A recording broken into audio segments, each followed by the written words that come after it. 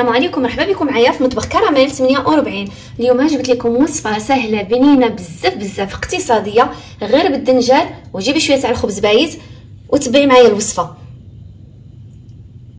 وصدقوني هاد الوصفه اقتصاديه وكتجي بنينه بزاف.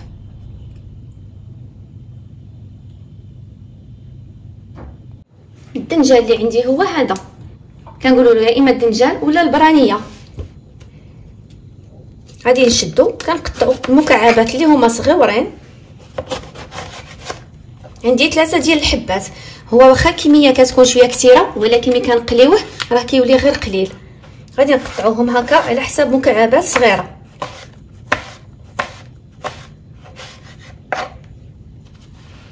وكنخليوه به بالقشره ديالو.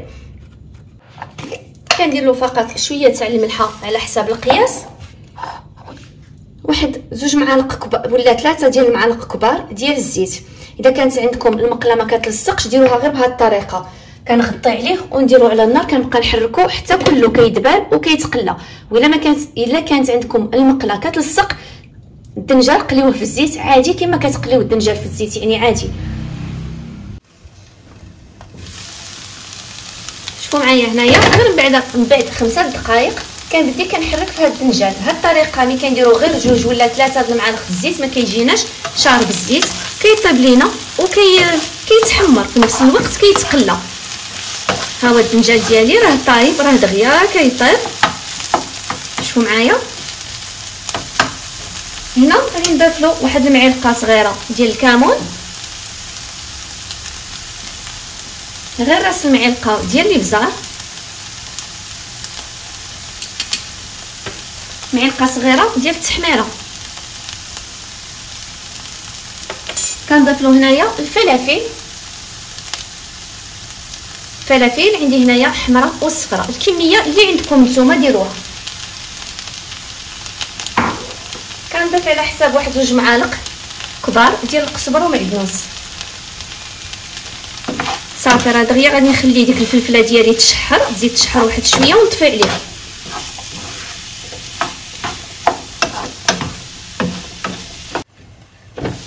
من بعد ما كطيح ديك الفلفله حتى هي كتقلى كطيب، كنضيف لها يا اما تضيفوا لها واحد شويه تاع الجبن المحكوك غير اللي كان عندكم القياس، ولا واحد 2 حبات ولا 3 تاع مثلثات ديال الجبن.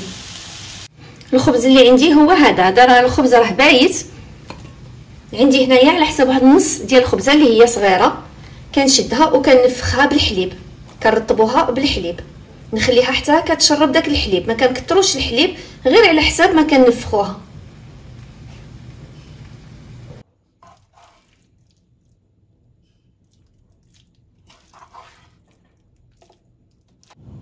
الدنجال ديالنا من بعد ما برد هو هذا، والخبز من بعد ما رطبسو هو هذا. عطاتني هاد الكميه. حاولوا ما تخليوش فيه طروفه باينين. هنايا غادي نضيف له 2 ديال البيضات،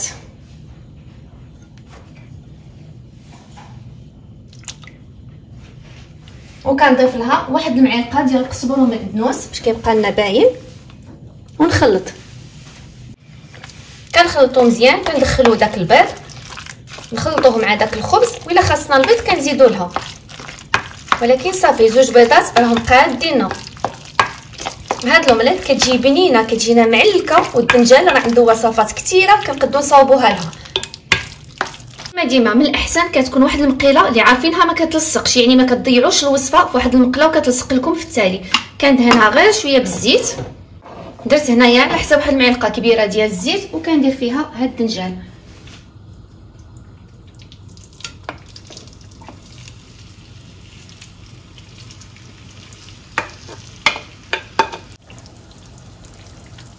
وكما عودتكم ديما مع الوصفات السهله اقتصاديه بسيطه وبنينه. حيدتها طابت ليا من واحد الجهه هنايا. ضروري ملي كنقلبوها ضروري ملي كنديروا الزيت باش ما كتلصقناش.